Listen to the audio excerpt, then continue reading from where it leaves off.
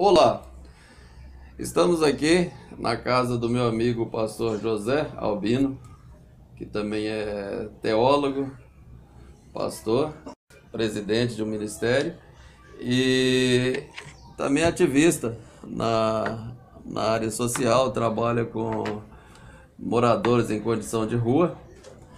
E hoje a gente vai estar tratando sobre alguns assuntos aqui, discutindo e um bate-papo descontraído, informal, tratando sobre questão de igreja, né? Porque o nosso canal é sobre teologia, mas também vamos abordar questões política e social e os caminhos e descaminhos da igreja.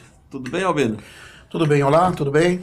É um prazer estar com vocês aqui, um forte abraço a todos.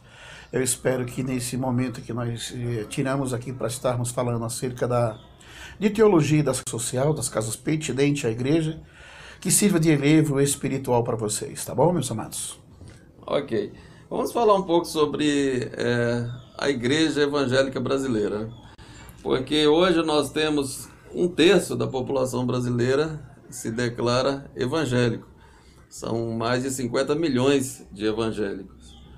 E quando a gente olha para esse, mais do que um país, né? Tem país que não tem 10 milhões de habitantes, 8 milhões, são 50 milhões de evangélicos, é muita gente.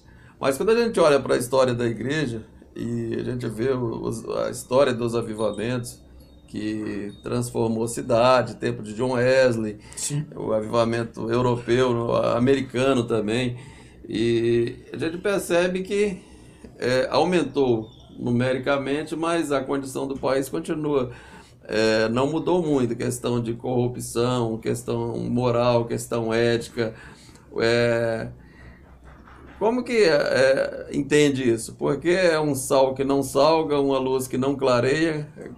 Como você vê e entende isso? Da minha modesta visão, Nilton, e obrigado por você deixar essa deixa, é que eu traria aqui um tema cognominando de descaminho. A verdade é essa.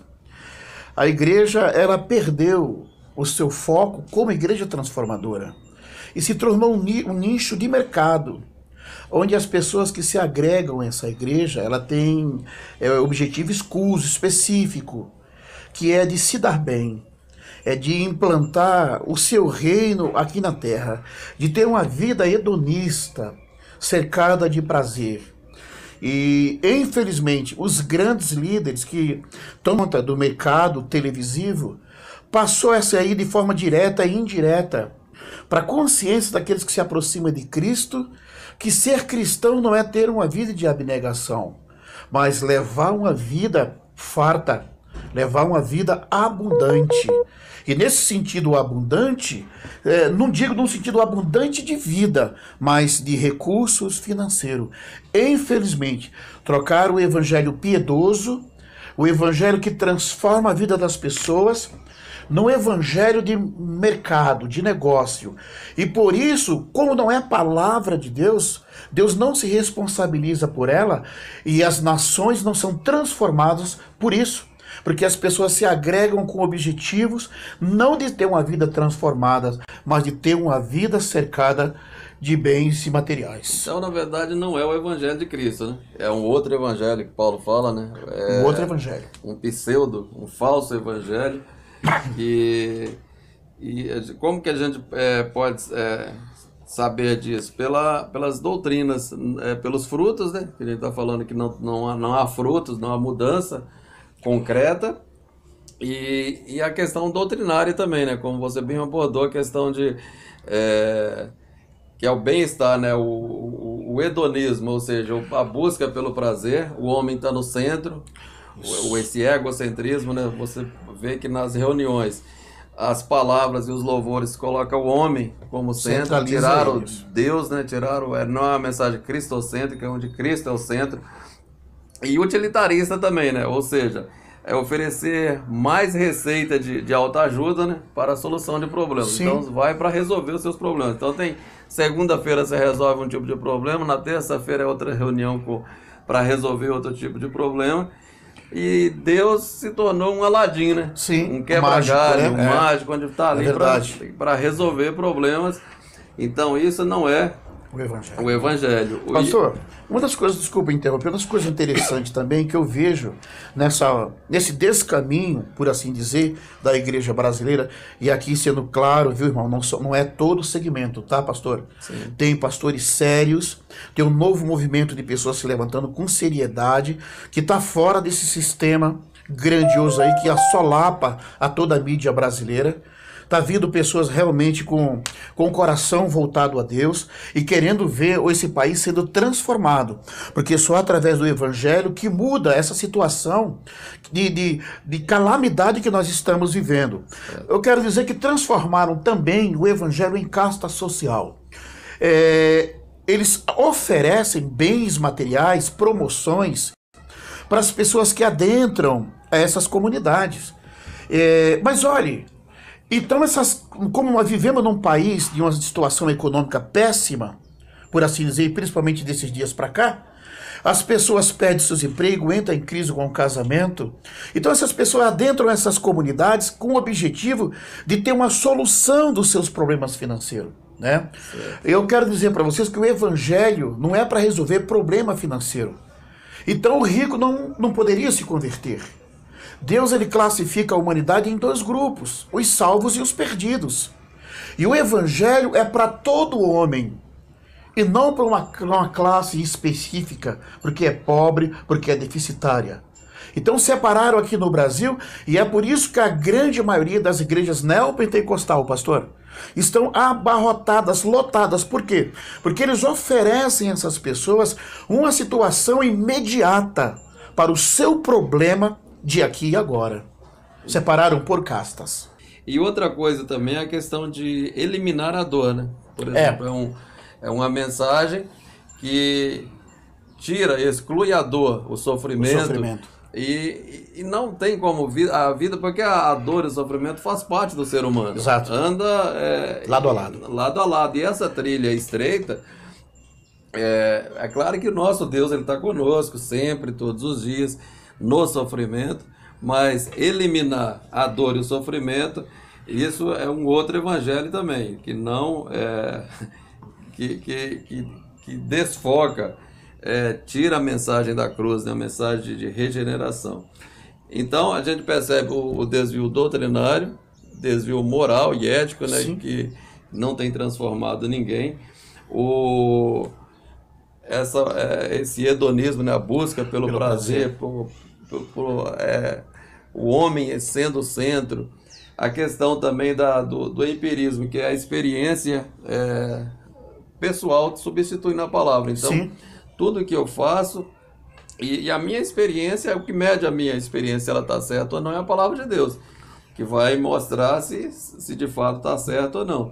Então, esse pragmatismo, né, que o que funciona. Então, funcionou, dá certo. O camarada abre uma igreja, o importante é lotar a igreja, não importa a mensagem que ele está pregando. Então ele é uma falsa promessa, fala o que a Bíblia não fala, promete o que Deus não promete. Exatamente. E o importante é o fim qualquer. Encheu a igreja, está tudo certo. É o termômetro, né? É o termômetro. E isso também essa numerolatria, né? Essa busca cega por isso, né? Para encher a igreja, quer dizer, não importa aquele Maquiavel, não importa os fins justificam o meio, né? Sim. E isso não é evangelho também. A questão do segurar o jovem na igreja também, né? A gente percebe, fala, não, mas para segurar o jovem na igreja, então a gente vai fazer aqui balada gospel, MMA na igreja, vamos, festa junina, tudo hoje em dia tem gospel. E o que segura o jovem na igreja não é isso.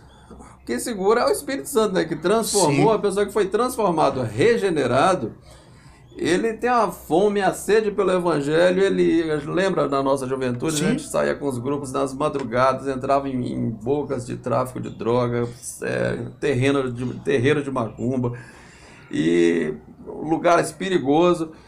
Na igreja primitiva eles davam a vida, né? Morriam. Então, assim, o que segura o jovem na igreja é essa transformação, é o encontro com o Espírito Santo.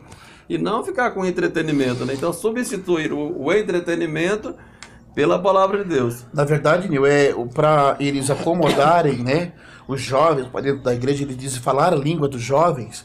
Eles trocaram, né, uma vida de resiliência, de santificação, pela uma vida de recreação. Na verdade, a Bíblia nos chama para ser resilientes, para termos uma vida casta, para ter uma vida devotada, uma vida em santificação. Mas parece que para esses líderes, ter uma vida resiliente não funciona. Necessário é criar recreação. Na mente dele, a recreação é quem atrai os jovens. Eu até creio que pode ser assim, mas não atrai a Cristo.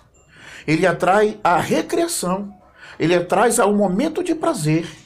Ele atrai ao momento de festa, de júbilo. Mas servir a Cristo se entra pela palavra. O salmista escreve: como purificará o jovem o seu caminho? Guardando observando a tua palavra. Guardei a tua palavra no meu coração para não pecar contra ti. E também me chama muita atenção de Timóteo. Numa época em que havia uma maciça perseguição, né, sobre aquela comunidade primitiva que tinha começado, nós podemos ver a declaração de Paulo em relação a Timóteo, que Timóteo já desde tenra idade já guardava as sagradas letras, e o seu testemunho era notório por toda aquela circunvizinhança. Então, a recreação, ela é boa, mas para uma descontração, para um momento de lazer. Porque servir a Cristo é ter uma vida resiliente. Jesus disse que aquele que quiser vir precisa largar o seu si mesmo. Deixa o teu si mesmo sentado na estrada, na beira da estrada. Para você tomar a cruz e seguir, o si mesmo não pode vir junto. Porque o teu si mesmo é a tua vontade, a tua arrogância, a tua prepotência, eu acho que é assim. Isso é o si mesmo. E se você entrar com tudo isso dentro do evangelho do reino de Cristo, que é o evangelho simples e humilde, você com certeza contaminará com o teu si mesmo o evangelho, e você não irá se submeter à soberania de Deus e fazer a sua vontade. A questão é que abandonar a palavra, né? Abandonar a palavra. Então, o retorno para a palavra, Bíblia, e a mensagem também, você percebe também que alguns temas centrais foram abolidos. Por exemplo, você não vê esses grupos falar de santificação, de oração, não vê, de novo nascimento, de céu, inferno, arrependimento, não é verdade? Porque parece um paradoxal, Nico. Como é que você me explica? Hoje somos um terço da população do Brasil, de evangélicos, que deveríamos ter transformado já esse país. E nós vemos a cada dia que passa, a corrupção aumenta mais. Nós achávamos que era do PT a corrupção, agora descobrimos que a corrupção está alastrada nas raízes mais profundas do Brasil, inclusive no terceiro poder. Então não dá mais para se confiar em ninguém. E essas pessoas se corromperam lá? Não, Nil. Essas pessoas já eram corrompidas. E responsáveis por isso são os denominados crentes que não têm o evangelho transformador. Essas pessoas não foram alcançadas.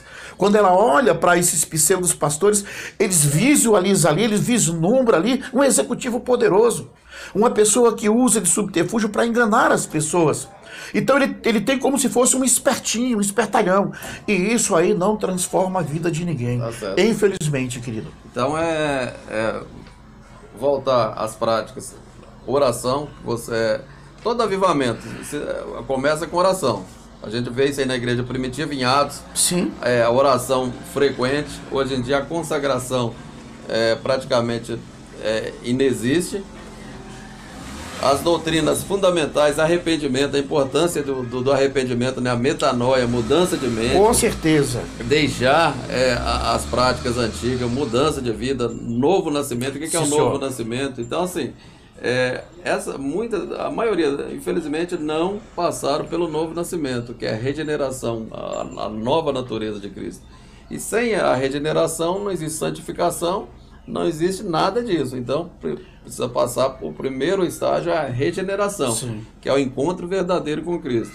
Então, a mensagem cristocêntrica precisa ser abordada. Agora, um outro ponto que que me chama a atenção também é a questão administrativa. Como essas igrejas são administradas. E é uma administração caseira, né? O que é uma administração caseira? Que o fundador é a oligarquia, vai passando de pai para filho. O fundador, ele funda o ministério, a igreja cresce, se organiza em congregações e fica ali mantido com a família do presidente. Sim, senhor. Após a morte do presidente, o filho assume, mesmo não tendo chamada. Sim. E às vezes acontece o seguinte, quando ele não tem filho, o que é que ele faz? Ele vende esse ministério para um outro maior que assume ali, quer dizer, como se fosse o dono da igreja. Uma boiada, né?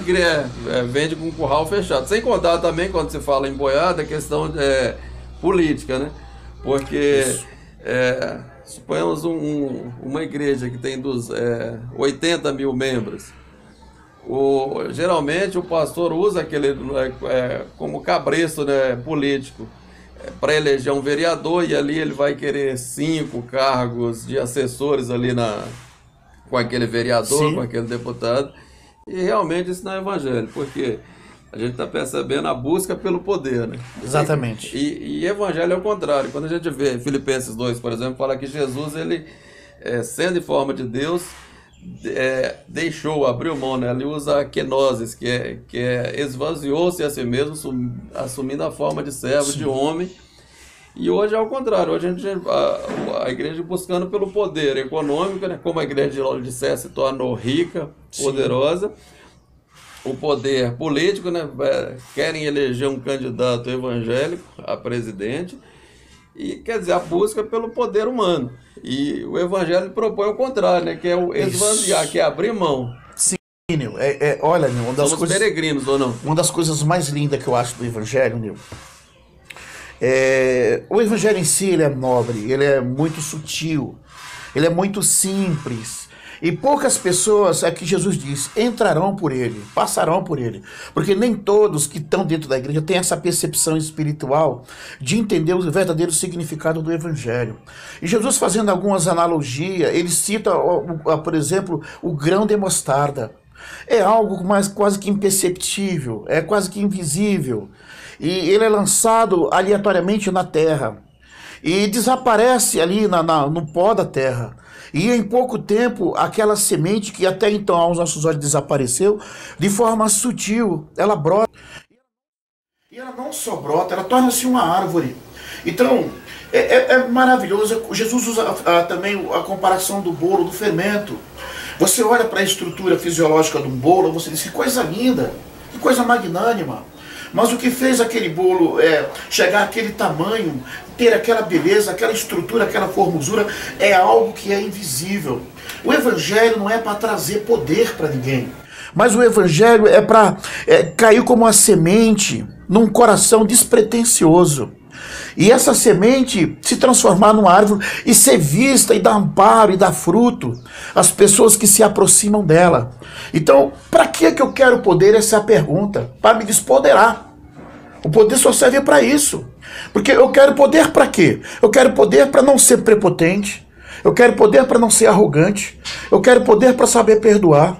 Eu quero poder para ser humilde. Eu quero poder para ir de encontro aos necessitados que se encontram nas marquises. Eu quero poder para ir para onde? Para visitar o encarcerado, o doente. Então o meu poder é para me despoderar. Não da forma que essas pessoas fazem hoje, que querem estar no status quo. Querem dominar o país. Pastores envolvidos no meio da política partidária não tem nenhuma vergonha de dar a cara a tapa, sabe? De apoiar um candidato, estar abraçado com ele e depois sair nas mídias que aquele cara era um ladrão e está preso. Mas eles não estão nem aí. Pastores que trocam de mulheres como se troca de roupa, sabe? Não tem compromisso, dá péssimo exemplo para a sua ex-comunidade e para o povo.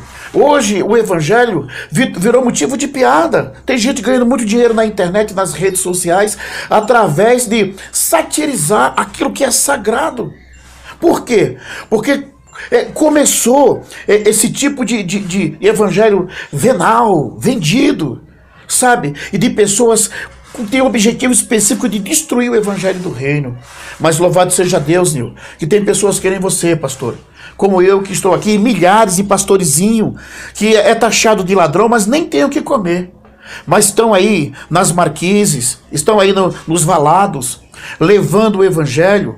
Você tira pela minha situação, todos os meses eu dirijo uma igreja pequenininha, alimento dezenas e dezenas de pessoas, visto eu e a minha comunidade, alimento com maior prazer, porque eu reconheço que eu não sou daqui, eu sou embaixador. Eu estou aqui cumprindo um papel relacional, um papel de relação entre um país e outro. Eu sou do céu, eu não aceitei a Jesus para ir para o céu.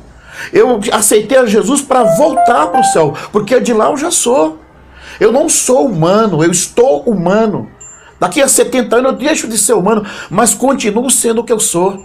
Então eu assumi isso, eu assimilei isso, que eu devo trabalhar em prol desse reino até que eu retorne para casa, para o país que me enviou para fazer essa embaixada.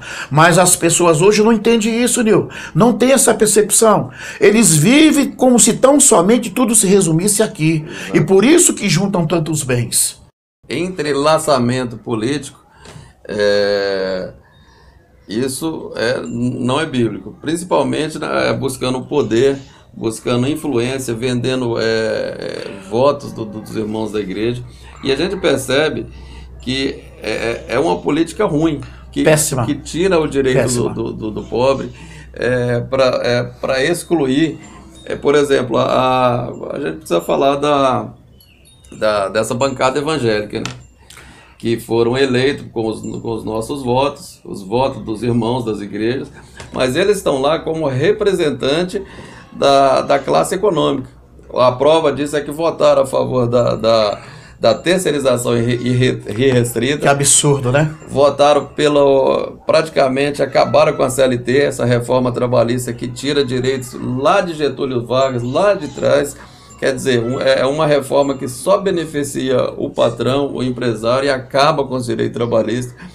E a gente percebe, e agora a reforma da Previdência, né? Que praticamente vai jogar mais da metade da população na indigência. Sim. Acabando com a aposentadoria, dificultando de uma forma absurda. Privatizando tudo, vendendo até a mão. A gente percebe que os pastores que tinham que ser... A gente vê na Velha Aliança os profetas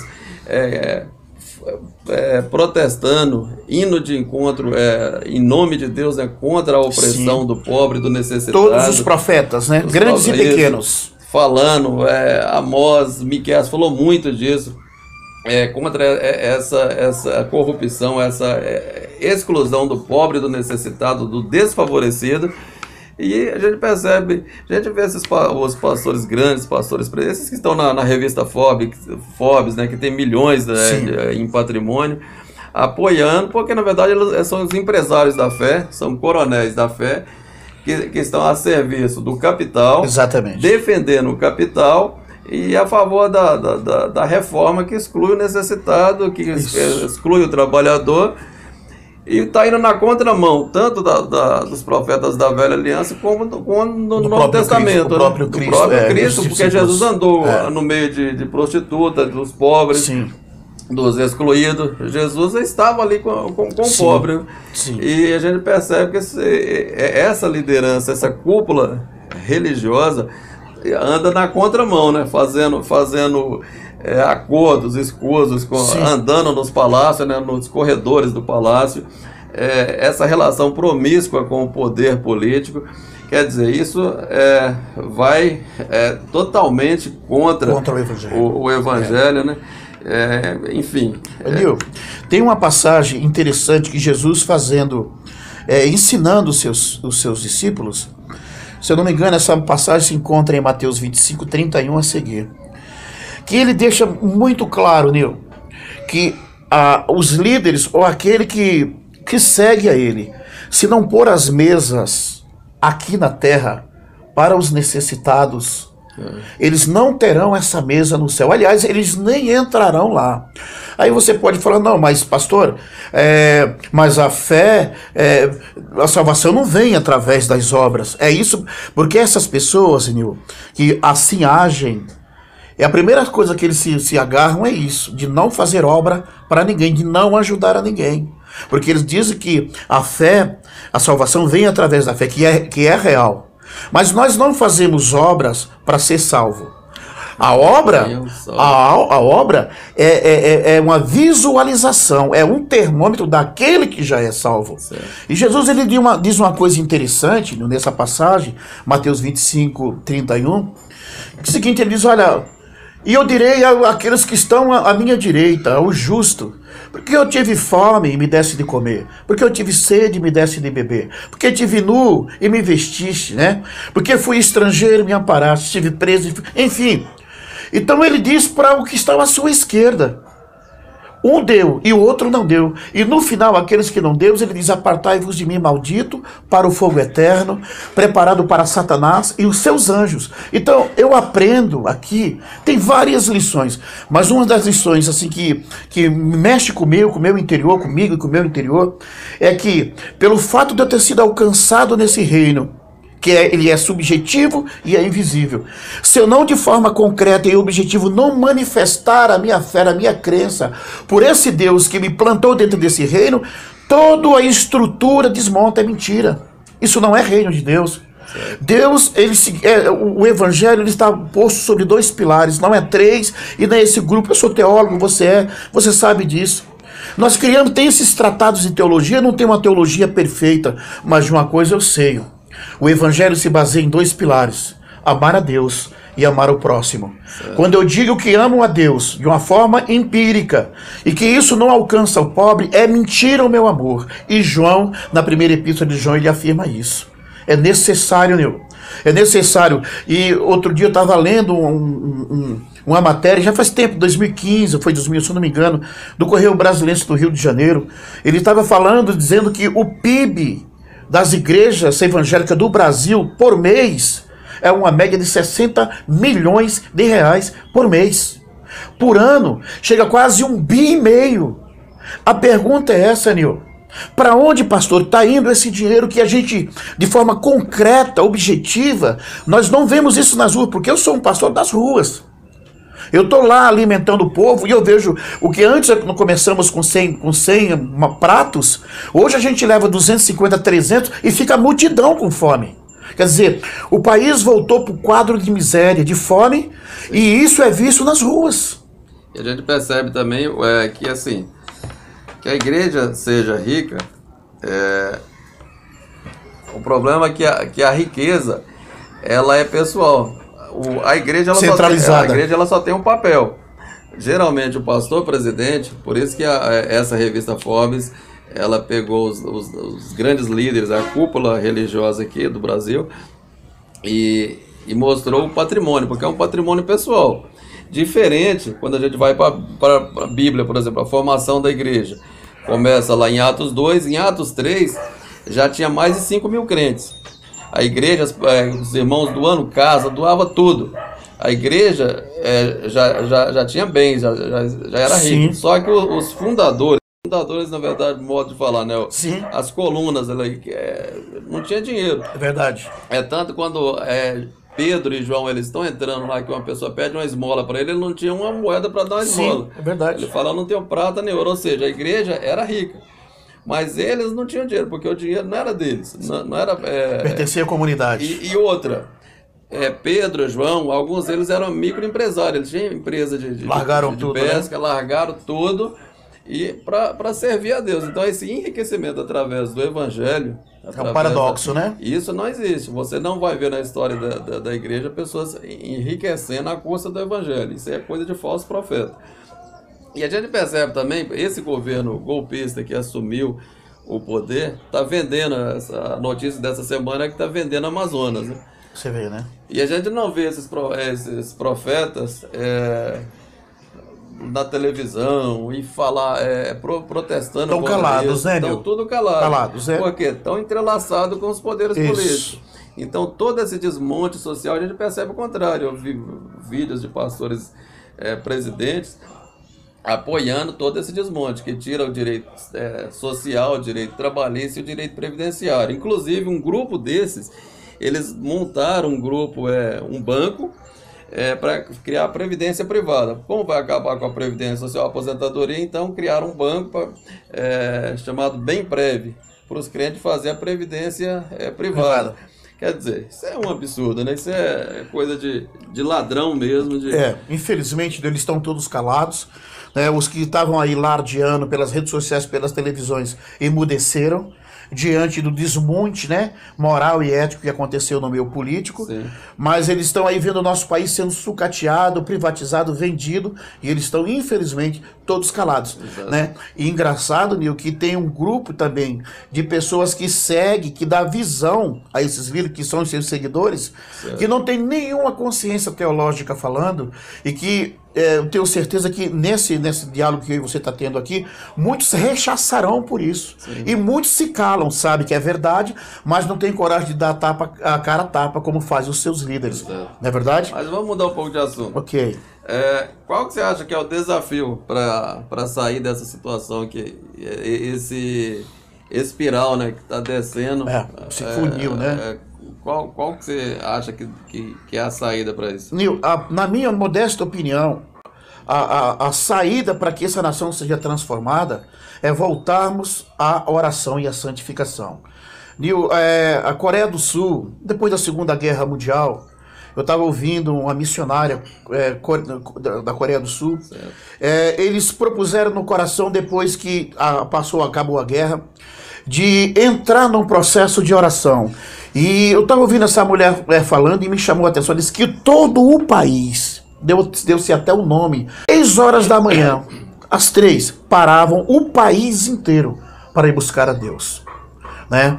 Eu acredito, irmão, que a transformação de uma nação não está, inclusive, nos seus políticos, não está na economia. Eu acredito que a transformação de uma nação está nesse testemunho, nessa busca frenética por esse Deus.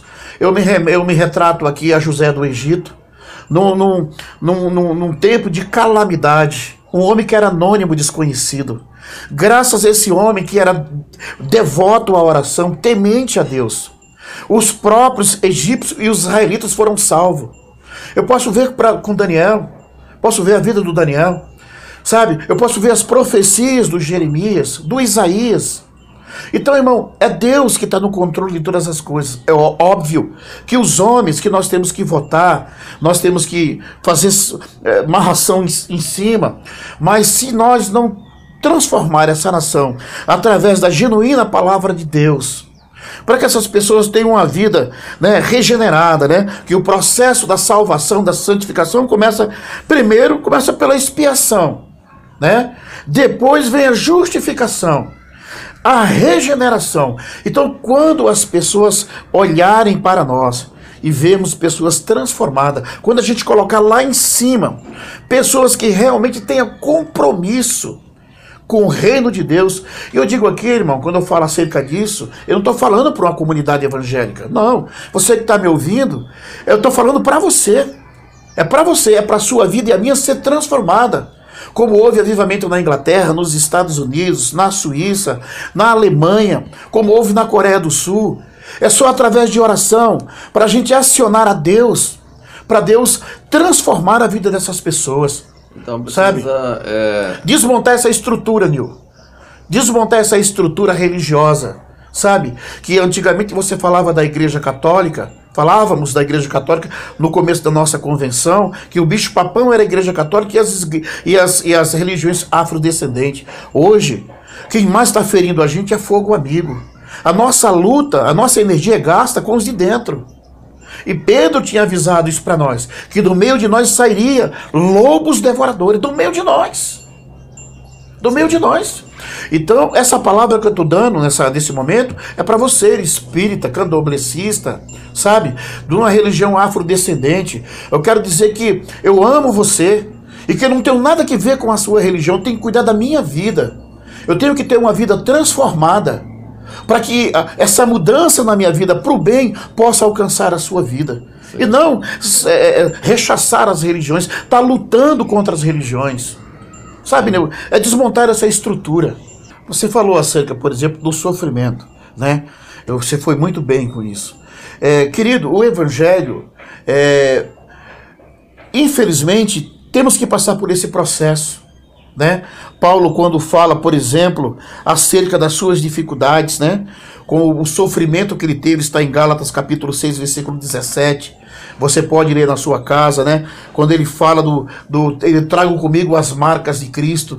No Gálatas capítulo 6, versículo 17, não explica realmente o que é. Mas quando você vai para 2 de Coríntios capítulo 11, versículo 25, ele fala que as marcas são essas. Certo. Porque as marcas de Cristo em nossas vidas, irmãos, são pedagógicas. Sim. Essas marcas servem para nos fortalecer, nos imunizar, criarmos resistência, porque a vida é uma vida votada para sofrimento. Nós choramos quando nascemos e nós partimos chorando, porque ninguém passa por esse mundo incólume. Todo mundo tem que passar por esse processo de sofrimento, e é no sofrimento, é na crise que nós criamos, que nós crescemos, que nós nos fortalecemos. E então, querido, se você está passando por uma crise, se você está passando por um momento difícil na sua vida, no meio da sua família, na sua casa, não importa. Cresça nisso, busque a Deus nisso, porque os nossos antepassados também passaram, mas não ficaram prostrados. Foi na crise que eles passaram e deram a volta por cima. Exatamente. Eu queria que você falasse um pouco sobre pena de morte. Eu sei que você é favorável, depois eu falo um pouco sobre direitos humanos, só para a gente fazer um contraponto e fechar essa questão. Então, eu sou a favor da pena de morte, mas quero deixar claro que num país de injustiça como o nosso, são dois pesos e duas medidas. Nós temos que pensar bem em relação a isso. Porque num país onde se depõe um presidente legitimamente eleito pelo povo, por conta de pedaladas fiscais, e arquivam, né, um processo de um presidente que foi acusado, está sendo acusado de corrupção declaradamente, e está todo mundo calado, pena de morte num país desse é um negócio muito complicado. Porque nós sabemos que nesse país, infelizmente, só pobre, né, preto, né? Eles são os dois P, né? Os três P's. O outro eu não quero falar, né? Na verdade, os quatro, porque os petistas, né, também estão sendo presos. É verdade. É verdade, são os 4 P's. Então, fica difícil da gente chegar e falar de pena de morte. Mas, todavia, no entanto, a pena de morte é bíblica. Ela tem o respaldo bíblico, tanto no Antigo quanto no Novo Testamento. Né? A gente percebe que foi uma ordem do Senhor dada justamente a Moisés em Números 25, 9 a seguir. Quando entrasse na terra prometida, e mesmo antes que ele tivesse transpassado o Jordão, atravessado o Jordão, eles já tiveram feito já mais 3 cidades, denominadas Cidade do Refúgio. E quando eles passaram o Jordão, eles fizeram mais 3 cidades, num total de 6 cidades do refúgio. E para que eram essas cidades? Essa é a palavra. Para qualquer pessoa que, sem querer, matasse alguém, sem querer, quero deixar claro, essa pessoa, ele adentrava essa cidade era fortificada, murada, e essa pessoa não poderia sair dos termos daquela cidade, atravessar os muros, enquanto o sacerdote daquela cidade não morresse. Quer dizer, para que o vingador de sangue daquele indivíduo, da família daquele indivíduo, não viesse cobrar. Quer dizer, eu entendo que isso é uma pena de morte, ou no mínimo uma prisão perpétua. Porque se o sacerdote fosse jovem e se vivesse 100 e poucos anos, essa pessoa estava presa durante esse tempo todo. Quando nós vemos para o Novo Testamento, nós vemos Jesus claramente advertindo a Pedro acerca do uso de uma arma. Pedro era discípulo, andava junto com Jesus, e Jesus sabia que ele estava armado, mas teve um dia que Pedro se excedeu, e ele feriu um soldado do templo, e depois nós sabemos que esse soldado era chamado de Malco, e Jesus é claro e bem objetivo de dizer para ele, falou: Pedro, tu guarda a tua espada, embainha ela, porque se viveres pela espada você vai morrer, né? Então isso aí não precisa ser teólogo para entender. E outra coisa, o próprio Paulo nos avisa em Romanos, na carta que escreveu a Romanos, capítulo 13, versículo 17, que todos nós devemos estar sujeitos a toda a autoridade. Que a lei, ela não é má, a lei ela é boa. Né? Se queres viver bem, então não agravem a lei. Não infrinja a lei. E por que tem essa preocupação? Deus teve essa preocupação com a vida. Porque a vida ela é singular e única. Num planeta de 7 bilhões de habitantes, você é uma pessoa específica. Não tem uma segunda pessoa no planeta igual a você. Deus marcou você. Ninguém tem a sua íris. Ninguém tem o seu DNA. Ninguém tem o seu código genético. Você é uma pessoa específica porque você foi enviado para esse planeta com uma missão específica. E não cabe a homem nenhum. A homem nenhum. Nenhum homem pode arrogar para si esse direito de tirar a vida de outro ser humano. A não ser aquele que deu é que tem o direito de tirar. Por isso é que eu sou a favor da pena de morte. Ok. Então, assim, a pena de morte, ela tem respaldo no Velho e no Novo Testamento. Agora não há um consenso, né? Então vai ter pessoa que vai ser a favor, outros vão ser contra. E uma coisa é fato, o que o pastor Albino falou, a questão no Brasil não dá certo porque a nossa justiça ela é elitista, né? É racista. Então, por exemplo, recentemente teve o filho de uma desembargadora que foi preso com mais de 100 quilos de maconha, um armamento pesado, munições de fuzil, e pelo fato dela ser uma autoridade, ela conseguiu relaxar aquela prisão. Então, o contrário, aquele rapaz do Pinho Sol, que foi pego, Rafael Braga, que ele é filho de uma catadora, pobre, né, e negro, foi preso, estava próximo de uma manifestação, não tinha nada a ver com aquilo, está preso até hoje. Pena, né? Então, assim, a gente percebe a esposa do Cunha e do governador Cabral. Tá solta aí. O juiz soltou ela com os maridos, que estão presos, deveria estar preso também.